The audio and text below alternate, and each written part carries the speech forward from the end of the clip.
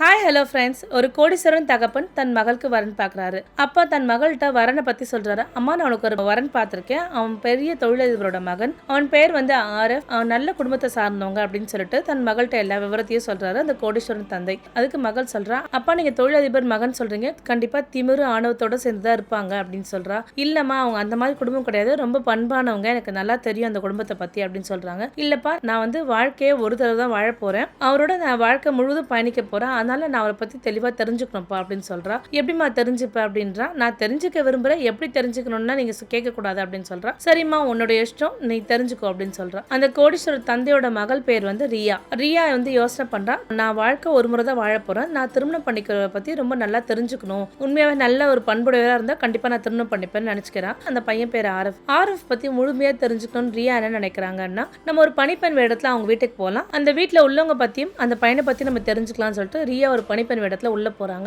முதல் முறையா உள்ள போறாங்க. செக்யூரிட்டி கார்டு இருக்காங்க. அந்த கேட் திறக்கிறாங்க. அந்த வீடு பாத்தீங்க அப்படின்னா ஒரு பெரிய மாளிகை போல் இருக்கு. ரியா அந்த வீட்டை பார்த்து அசந்துட்டாங்க. அப்ப நிறைய பேர் பாத்தீங்க அப்படின்னா நிறைய பேர் அந்த வீட்டுல வேலை செய்யறாங்க. தோட்டக்காரர்ல இருந்து, சமையல்காரர்ல இருந்து, வீட்டை சுத்தம் பண்றவங்க இருந்து, இப்படி நிறைய பேர் வேலை செஞ்சுட்டு இருக்காங்க. முதல் முறையா அங்க உள்ள கூட்டிட்டு போய் செக்யூரிட்டி கார்டு விடுறாங்க. அப்ப ஆர்எஃபோட அம்மாவை தான் முதல் முறையா பாக்குறாங்க. ஏன்னா ரியாக்கு அந்த பில்டிங் குள்ள போகும்போது ஒரு படபடப்பு வந்துருச்சு. ஐயோ, நம்ம யாராவது மாட்டிப்போமோ அப்படின்னு சொல்லிட்டு ஒரு படபடப்போட போறாங்க ரியா உள்ள. ரியாவோட அம்மா கூப்பிடுறாங்க, வாங்க அப்படின்னு சொல்லிட்டு உள்ள கூப்பிடுறாங்க. நீங்க இங்க நல்லா வேலை செய்யணும், வாங்க அப்படின்னு சொல்லிட்டு ரியா அம்மா கிட்ட சொல்றாங்க. உன் பேர் என்ன அப்படின்னு சொல்லிட்டு கேக்குறாங்க. அப்ப ரியா தன்னோட பேரை மறைச்சிட்டு என்ன பண்றாங்க, ராணி அப்படின்னு சொல்றாங்க. இந்த வீட்டுல என்ன வேலை செய்ய போறீங்க அப்படின்னா, நீங்க எல்லாருக்கும் பரிமாற வேலை தான் செய்ய போறீங்க அப்படின்னு சொல்றாங்க. என்னென்ன வேலை செய்யணும்னு சொல்றாங்க. நீங்க நல்லா வேலை செஞ்சதான் நான் உங்களை வச்சுப்பேன், இல்லைன்னா இந்த வீட்டுல நான் உங்களை வேலைக்கு வச்சுக்க மாட்டேன் அப்படின்னு சொல்றாங்க. அப்ப ரியா ராணி என்ன சொல்றாங்கன்னா, நான் நல்லா வேலை செய்வேமா அப்படின்னு சொல்லிட்டு சொல்றாங்க. ரியாவுக்கு வேலை செஞ்சு பழக்கமே கிடையாது. ஆனா ரியா ஏதோ ஒரு தைரியத்துல அந்த வீட்டுக்கு வேலைக்கு வந்துடுறாங்க. ரியா சமையல் அறைக்குள்ள போறாங்க. போன உடனே அவங்க உள்ள பாத்திரத்தெல்லாம் கழுவுங்க, சமையல் அறை சுத்தம் பண்ணுங்கன்னு சொல்றாங்க. ரியா தன்னோட முயற்சியை கைவிடாம என்ன பண்றாங்க, பாத்திரம் கழுவுறாங்க. வீட்டு கழுவுனதுக்கு அப்புறம்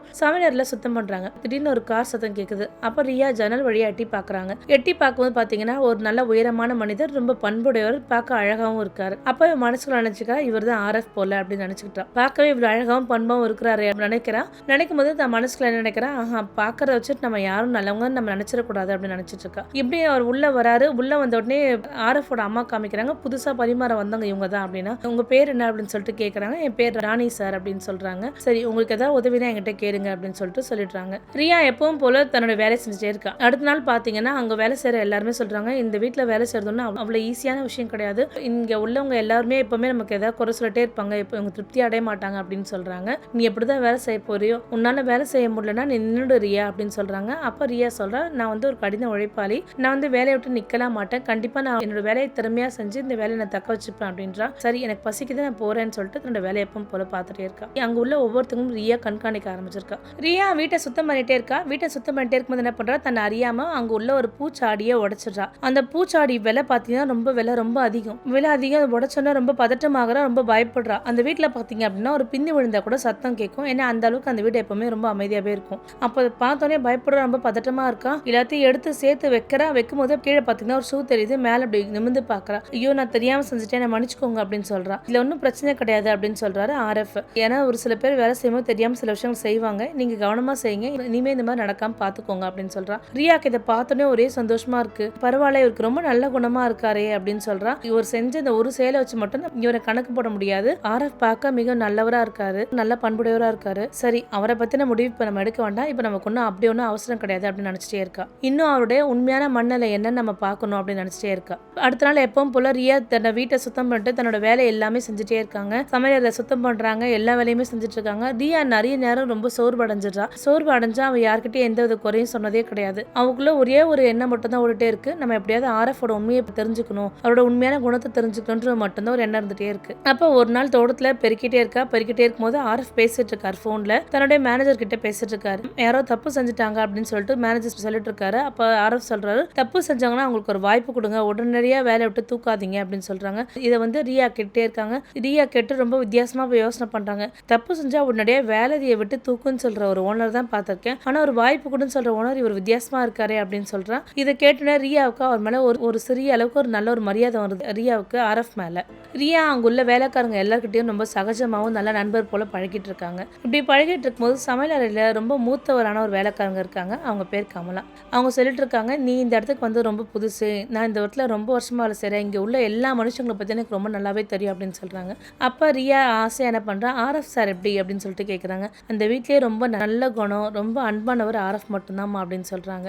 என்ன சொல்கிறீங்க, நீங்கள் சும்மா ஒரு முதலாளின்றக்கா சொல்லாதீங்க அப்படின்னாங்க. இல்லைம்மா, உண்மையாகவே ஆர்எஃப் ரொம்ப நல்லவர். அது மட்டும் இல்லாமல் இங்கே சேர வேலைக்காரங்களெல்லாம் நல்ல மனுஷனாக இப்போ நினச்சி பார்க்குறவர் ஒருத்தர் தான். அந்த வேலைக்காரங்களுக்கு ஏதாவது உடம்பு சரியில்லை உடனடியாக போய் ஒரு ட்ரீட்மெண்ட் பார்ப்பாரு, மருத்துவமனை கூட்டிகிட்டு போவார், ஆகிற செலவெல்லாம் அவரே பார்த்துப்பாருமா அப்படின்னு சொல்கிறாங்க. இதை கேட்டோடனே ரியாக்கு ஒரே சந்தோஷமாக இருக்குது, ஒரே ஆச்சரியமாக இருக்குது. ஒரு ஓனர் இவ்வளோ விஷயத்த பெருசாக சேராரா அப்படின்னு சொல்லிட்டு யோசனை பண்ணிகிட்டே இருக்கா. சில டைமில் சில யோசனை வருது, ஒருவேளை அவர் மக்கள் எல்லார்கிட்ட நல்ல பேர் வாங்கணுன்றக்கா இப்படி நடிக்கிறாரோ அப்படின்னு ஒரு எண்ணமும் தோணிட்டே இருக்கு. இப்படியே போயிட்டே இருக்கு. திடீர்னு ஒரு சம்பவம் ஒன்று நடக்குது. ரியா தன்னோட வேலை செஞ்சுட்டே இருக்கா. நல்ல மழை, இன்னொரு பில்டிங்லேருந்து மற்றொரு பில்டிங்க்கு போகணும். இப்போ மழையிலோட திங்ஸ் எல்லாம் எடுத்துகிட்டே வரும்போது என்ன நினைக்கிறேன்னா, ரியா அந்த இடத்துல வந்து வழுக்கி விழுந்துடுறா. ரியா அந்த இடத்துல வழுக்கி விழுந்துதா, எடுத்துட்டு அந்த பொருளெல்லாம் கீழே போட்டுடுறா. இப்போ திடீர்னு பார்த்தீங்க அப்படின்னா ஆர்எஃப் வந்து கை கொடுக்குறாரு. பார்த்து கவனமாக செய்யக்கூடாதா, ஒரு வேளை நீங்கள் பார்த்து கவனமாக செய்யணும்ல அப்படின்றாங்க. அப்போ ரியா சொல்கிறா, தயவுசெய்து என்னை மன்னிச்சிருங்க அப்படின்னா, இதில் உங்கள் தவறு என்ன இருக்குது, இதில் உங்கள் தவறு எதுவுமே கிடையாது அப்படின்னு சொல்கிறாங்க. மறுபடியும் வேலையாட்கள் எல்லாரையும் கூப்பிடுறாங்க. கூப்பிட்டு முதல்ல அந்த இடத்த தொடங்க, சுத்தம் பண்ணுங்க, யாரும் விழாமல் பார்த்துக்கோங்க, உடனடியாக அந்த இடத்த தொடங்க அப்படின்னு சொல்கிறாங்க. இதை கேட்ட உடனே ரியா ரொம்ப அமைதியாக இருக்காங்க, ரொம்ப ஆச்சரியப்படுறா. இரவு நேரத்தில் ரியா ரொம்ப நேரம் உட்காந்து யோசனை பண்ணுறா. ஆர்எஃப் ரொம்ப நல்லவராக தான் இருக்காரு அப்படின்னு யோசனைட்டு இருக்கா. மறுநாள் ஒரு சம்பவம் நடக்குது. ஆர்எஃபோட சொந்தக்காரங்க எல்லாருமே வராங்க அந்த வீட்டுக்கு. அந்த பார்ட்டிக்காக வரும்போது என்ன பண்ணுறாங்க, ரியாவை திட்டிடுறாங்க. என்ன வேலை செய்கிற, இந்த வீட்டில் நீ வேலைக்காரி மாதிரி இல்லை, இந்த வீட்டுக்கு நீ ஓனர் மாதிரி நடந்துக்கிற அப்படின்னு சொல்லிட்டு திட்டுறாங்க. அப்போ ஆர்எஃப் அங்கே வந்து உள்ள கெஸ்ட்டை பார்த்து, ஒரு வேலைக்காரங்கன்னா ரொம்ப குறைச்சி மதிப்பிடாதீங்க, ஒரு வீட்டில் வேலைக்காரங்கள்னா ரொம்ப கஷ்டமாக இருக்கும், எல்லா வேலையும் நம்மளால இழுத்து போட்டு செய்ய முடியாது, அதனால வேலைக்காரங்க ரொம்ப குறைச்சி மதிப்பிடாதீங்க அப்படின்னு சொல்லிட்டு அவங்களுக்கு அட்வைஸ் பண்றாரு. ரியா ஆர்எஃப் பத்தி இப்படி யோசனை பண்ணிட்டே இருக்கும்போது அங்க ஒரு கூட்டம் வந்து நிக்குது. என்ன அப்படின்னு பாத்தீங்கன்னா, ஆர்எஃப் வெளியில போய் பாக்குறாரு. யாரு அப்படின்னு சொல்லிட்டு கேட்கறாரு. அப்ப அந்த இடத்துல அந்த கூட்டத்துல ஒரு முதியவர் இருக்காரு. அந்த கூட்டத்துல சொல்றாரு, ஐயா எங்க தொழிற்சாலை எல்லாம் மூடிடுச்சு, நாங்க உணவு இல்லாம ரொம்ப கஷ்டப்படுறோம், வேலை இல்லாம ரொம்ப கஷ்டப்படுறோம் அப்படின்னு சொல்றாங்க. சரிங்க, நீங்க கஷ்டப்பட வேண்டாம், ஒரு நிமிஷம் வெயிட் பண்ணுங்கன்னு சொல்லிட்டு ஆர்எஃப் வந்து தன்னோட மேனேஜர் கால் பண்றாரு. கால் பண்ணிட்டு சொல்றாரு, தொழிற்சாலை ஒன்று இருக்கு, மூடிடுச்சு அப்படின்னு சொல்லிட்டு கேட்கறாரு. ஆமா சார், மூடிடுச்சுன்னா சரி, அதை ஓப்பன் பண்றதுக்கு ஏதாவது வழிமுறை இருக்கா அப்படின்னு சொல்லி கேட்கறாங்க. இல்ல சார், ஒரு 3-4 மாசம் ஆகும், அவங்க வேலை எல்லாம் போயிட்டு இருக்கு அப்படின்றாங்க. சரி, இந்த 3-4 மாசம் வரைக்கும் இவங்களுக்கு உணவு ஏற்பாடு பண்ணுங்க, இவங்களுக்கு தங்குறதுக்கு தங்க இடமும் ஏற்பாடு பண்ணுங்க அப்படின்றாங்க. இதை பார்த்த உடனே ரியாக்கு ரொம்ப சந்தோஷமா இருக்கு. ஆர்எஃப் வந்து தன்னோட மனசை ஒவ்வொரு நாளும் பிடிச்சிட்டு இருக்காரு அப்படின்னு சொல்லிட்டு ஆர்எஃப் பார்த்து ரொம்ப நெகிழ்ந்து போயிட்டு இருக்கா. ஒரு சில நாட்கள் கழிச்சு இன்னொரு பெரிய நிகழ்வு ஒன்று ஆர்எஃப் வீட்டுல நடக்குது. அங்க பாத்தீங்க அப்படின்னா ரியாவும் மற்ற வேலைக்காரங்களும் ஒன்னாவது நின்றுட்டு இருக்காங்க. அங்க வந்து விருந்தினர்களா சொல்றாங்க, என்னடா ஆர்எஃப், உனக்கு திருமணம் பண்ணிக்க போறியாமே, பெரிய தொழிலதிபரோட மகளை திருமணம் பண்ணிக்க போறியாமே அப்படின்னு சொல்லிட்டு கேட்கறாங்க. ஆமா அப்படின்னு சொல்லிட்டு ஒரு புன்னகை வைக்கிறாரு. ஆனா ரியாக்கு ஒரு பதட்டம் வந்துச்சு. இவங்க எல்லாம் நம்மளை பத்தி தானே பேசுறாங்க, நம்ம இந்த வேலைக்கார உடையில வேற இருக்கும், நம்மள ஏதாவது பார்த்து யாராவது கண்டுபிடிச்சிருவாங்கன்னு ஒரு பயத்திலேயே இருக்காங்க ரியா. ஆனா அடுத்த நாள் பாத்தீங்கன்னா ரியாவுக்கு ஒரு பெரிய திருப்பம் ஏற்பட்டது. என்ன அப்படின்னு பாத்தீங்கன்னா, ஆர்எஃபோட அம்மாவோட மோதிரம் அந்த இடத்துல தொடஞ்சிருது. அப்ப அங்க உள்ள வேலைக்காரங்க எல்லாருமே கேட்டுட்டு இருக்காங்க, யார் எடுத்தா அப்படின்னு சொல்லிட்டு கேட்கறாங்க. எல்லாட்டும் விசாரிக்கிறாங்க, நீங்க யாராவது எடுத்து ஏதாவது தெரிஞ்சுனா அவ்வளவுதான் உங்களை அப்படின்னு சொல்லிட்டு கேட்கறாங்க. அப்ப அவங்க உள்ள வேலைக்கார ஒருத்தர் சொல்றான், அம்மா நான் ராணி தான் அந்த அறைக்கு கூட்டிட்டு போயிருந்தேன், அதனால ராணியை கேளுங்க அப்படின்னு சொல்றாங்க. அப்புறம் ராணியை பார்த்துட்டு கேட்கறாங்க ஆர்எஃபோட அம்மா, நீ தான் அந்த மோதிரத்தை எடுத்த அப்படின்னு சொல்றாங்க. ஐயோ அம்மா, சத்தியமா நான் எடுக்கல, நான் ஏமா எடுக்க போறேன் அப்படின்னு சொல்லிட்டு கேட்கறாங்க. இல்ல, ஒழுங்கா நீ எடுத்தா கொடுத்துரு, இல்லைன்னா போலீஸ் ஸ்டேஷன் கூட்டிட்டு போற மாதிரி இருக்கும், போலீஸ் வந்து உன்னை கேட்டு உதைப்பாங்க, ஒழுங்கா சொல்லிடு அப்படின்னு சொல்றாங்க. அப்ப ரியா தேம்பி அழறாங்க. நான் எடுக்கிறேன், எனக்கு எடுக்கணுன்ற அவசியம் இல்லாம தயவுசெய்து என்ன நம்புங்க அப்படின்னு சொல்லிட்டே இருக்காங்க. அங்குள்ள வேலைக்காரங்களாம் நின்று பார்த்துட்டே தான் இருக்காங்க. ஒருவேளை ரியா தான் எடுத்துருப்பாளன்ற எண்ணத்தோட எல்லாருடைய எண்ணமும் மனசு அப்படி இருக்கு. ஆனா ரியாவுக்கு சப்போர்ட்டா ஒருத்தவங்க கூட பேசவே இல்லை. ரியா தேம்பி அழுதுட்டே நிக்கிறாங்க. அப்போ ஆர்எஃப் அம்மா மேலும் ஒரு வார்த்தையெல்லாம் அவங்களை காயப்படுத்திட்டு இருக்காங்க. ஏழைகளான உங்களை நாங்க வேலைக்கு சேர்த்துக்கதே பெரிய விஷயம், உங்களை பெட்ரூம் வரைக்கும் விட்டா நீங்க இந்த திருட்டு வேலை செய்யறீங்களான்னு சொல்லிட்டு ஒரு வார்த்தையும் ரொம்ப அசிங்கப்படுத்துற மாதிரி பேசுறாங்க. ரியாவுக்கு ரொம்ப அழுக தாங்க முடியல, ரொம்ப வேதனைப்படுறா. அப்ப அந்த இடத்துல ஆர்எஃப் வராரு. ஆர்எஃப் வந்துட்டு, அம்மா வீட்டுல முழுவதும் தேடினீங்களா மோதிரத்தை அப்படின்னாங்க. மோதிரம் ஒருத்தவங்க அவங்க தான் எடுத்தாங்கன்னு நீங்க பார்க்காம அவங்க மேல நீங்க எதுவும் பழி சுமத்தக்கூடாது, இந்த மாதிரி கேள்வி கேட்கக்கூடாது, உடனடியாக அந்த வீடை நல்லா சுத்தம் பண்ணுங்க, உடனடியாக வேலைக்கார அமைத்தி வீடு ஃபுல்லா தேடுங்க அப்படின்னு சொல்றாங்க. சரின்னு சொல்லிட்டு வீடு ஃபுல்லா தேடுறதுக்கு ஆட்களை சொல்றாங்க. வீடு ஃபுல்லா தேடுறாங்க. தேடின கொஞ்ச நேரத்திலேயே அம்மா மோதிரம் கிடைச்சிருச்சுன்னு அப்படின்னு ஒரு குரல் கேட்குது. ஆர்எஃபோட தங்கையோட குரல் அது. என்ன அப்படின்னு பாத்தீங்கன்னா, அந்த மோதிரம் அந்த அறைக்குள்ளதான் இருந்திருக்கு அப்படின்றாங்க. ஆர்எஃபோட அம்மாவுக்கு ரொம்ப அசிங்கமாயிடுச்சு, நம்ம வீட்டுக்குள்ளே வச்சுட்டு நம்ம இந்த மாதிரி வேலைக்காரங்களை பேசுறோமே அப்படின்னு சொல்லிட்டு ரொம்ப வருத்தப்படுறாங்க. ஆர்எஃப் அம்மா வந்து ரியா கிட்ட, ஏதோ தெரியாம பேசுறேன், எதுவும் நினைச்சுக்காதமா அப்படின்னு சொல்லிட்டு போயிடுறாங்க. அப்ப ஆர்எஃப்பும் என்ன பண்றாரு, எந்த ஒரு விஷயமும் அறியாம பேசக்கூடாது அப்படின்னு சொல்லிட்டு தன் அம்மாட்ட சொல்லிட்டு வருத்தப்படுறாரு. கொஞ்ச நேரம் கழிச்சு ரியா தோட்டத்துக்கு வந்துடுறாங்க. தோட்டத்துக்கு வந்து வேலை செய்யறாங்க. அப்ப அந்த தோட்டத்துக்கு ஆர்எஃப் வராரு. எங்க அம்மா செஞ்ச விஷயத்துக்கு மன்னிச்சுக்கோங்க, எங்க அம்மா செஞ்சது ரொம்ப பெரும் தவறு தான், வயசை மன்னிச்சுக்கோங்க அப்படின்றாங்க. நீங்க ஏன் சார் நீங்க மன்னிப்புலாம் கேட்குறீங்க, அதெல்லாம் நான் எதுவும் நினைச்சுக்கல சார் அப்படின்றாங்க.